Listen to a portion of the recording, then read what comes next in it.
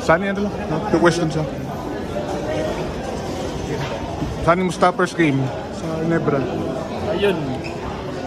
Maganda kaso talo. Wala pa rin. Useless pa rin.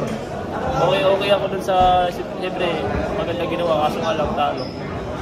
Mas okay kasi yung team kami na maganda nilalaro eh. Kisa naman sa ako or sila. Kampi ko yung maganda. Parang dalawa lang ang maglalaruan. Mas maganda lahat eh. Kaya siguro regalo sa babawi na lang kami next game sa team. Sunny, nung pagpunta mo rito, anong pakiramdam? Medyo kinakabahan ka ba o ano lang? Oo, andun na yung pressure eh. Kasi first game ko. Nilabanan ko na lang yung pressure na yun. Kung pinasok ako, feeling ko para lang ako naglalaro ng bata ako yung iniisip ko. Para yung sanay naman ako maglaro ng maraming tao. Yung sa akin yung PBA kasi nilalaroan ko. Siyempre yun. Yung kasi nag-foul ka rin kanina, kaya medyo nakalayo yung Magnolia. Ano lang yung masasabi mo doon sa nangyari? Nagsista kasi eh, kaya siyempre alanganin nila yung ano ko eh. Talot ko eh. Wala. Babawi na lang ako.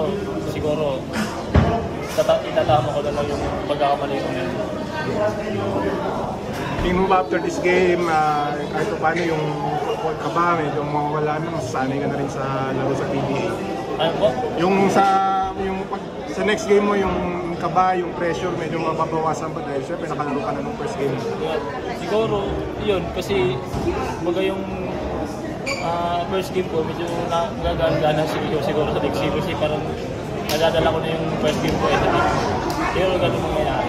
Tutuloy lang basta i-pressure talaga. Saan yung before ba nung game na to, alam mo na ay may idea ka na ipapasok na Next game? This game, pero Pero naman, kasi siguro sa tune-up game, gano'n naman yung ginagawa ko din eh. Parang rotation lang kay Maya, kay West Lati, kay West Lati doon. Yung rotation sa akin lagi. Sa mga tune-up game, pinapasok talaga ako.